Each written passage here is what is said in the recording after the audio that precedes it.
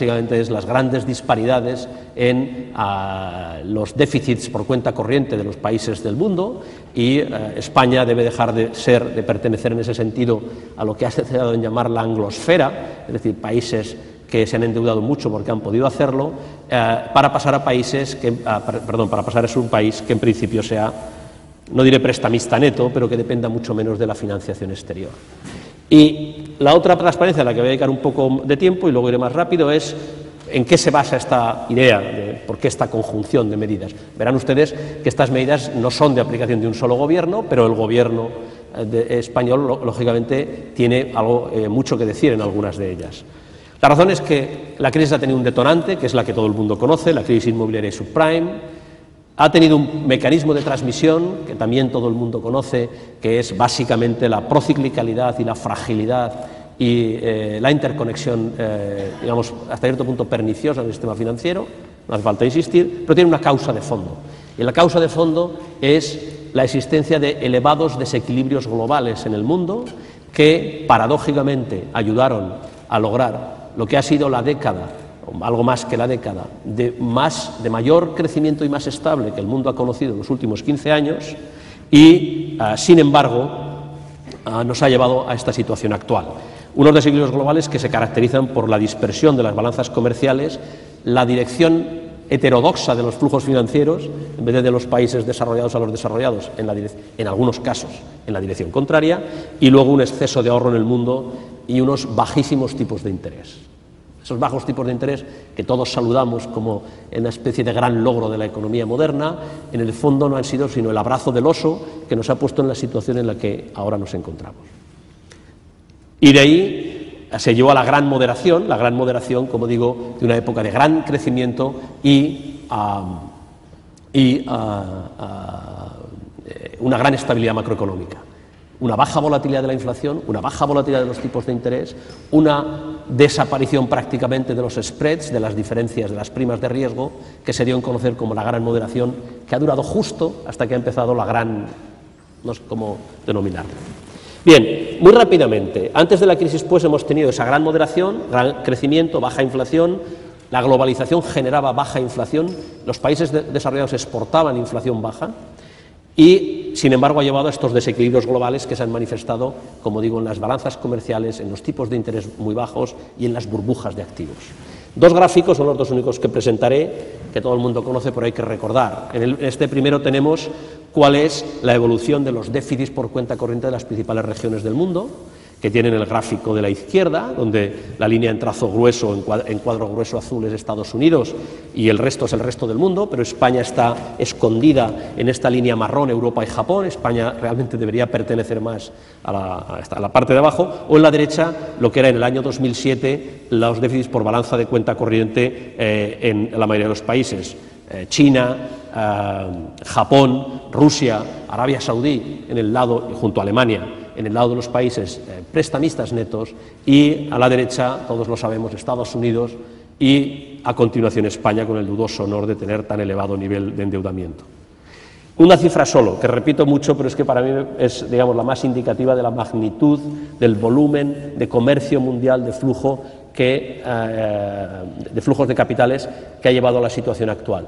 En el año 2000, la economía mundial había acumulado, y acumulado quiere decir desde el origen de los tiempos, desde que alguna persona en algún país, algún siglo atrás, decidió guardar en su cartera de activos un activo en moneda extranjera, había acumulado 1.800 billones de dólares.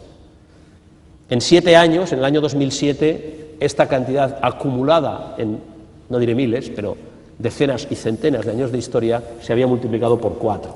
Luego, este vendaval de flujos financieros es el que está detrás, sin duda, de esta sucesión de burbujas que vemos aquí.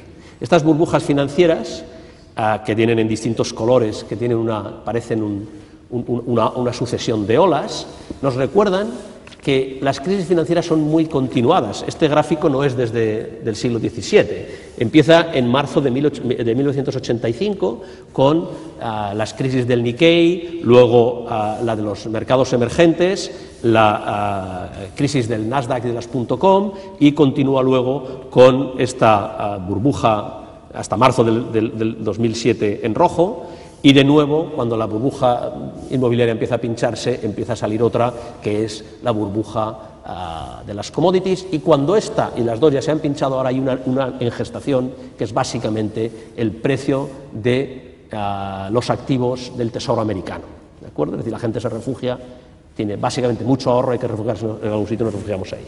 Bien, ¿qué genera esto básicamente? Pues una necesidad de crear activos.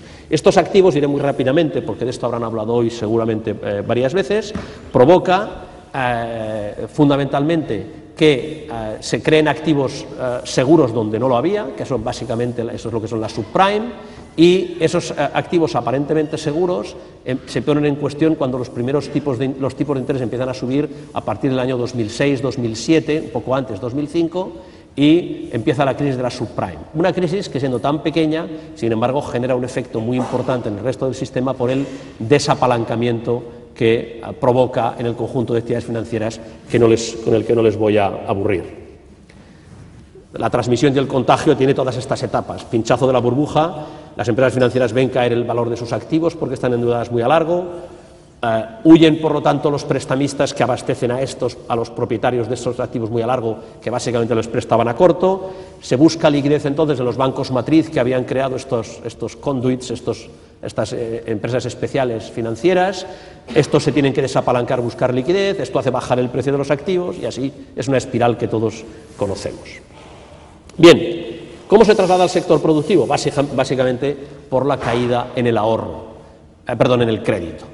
Ya no hace falta, y menos en este foro, explicar cómo esa crisis en origen financiera afecta a los mercados de crédito. Bien, ¿y por qué en España tenemos esta situación tan especial? Bien, España ha sido, me gusta a mí decir, un país de los más favorecidos sin duda de la globalización financiera, y un poco en el pecado llevamos la penitencia, estamos siendo de los más perjudicados. ¿Por qué? Porque hemos tenido una situación paradójica.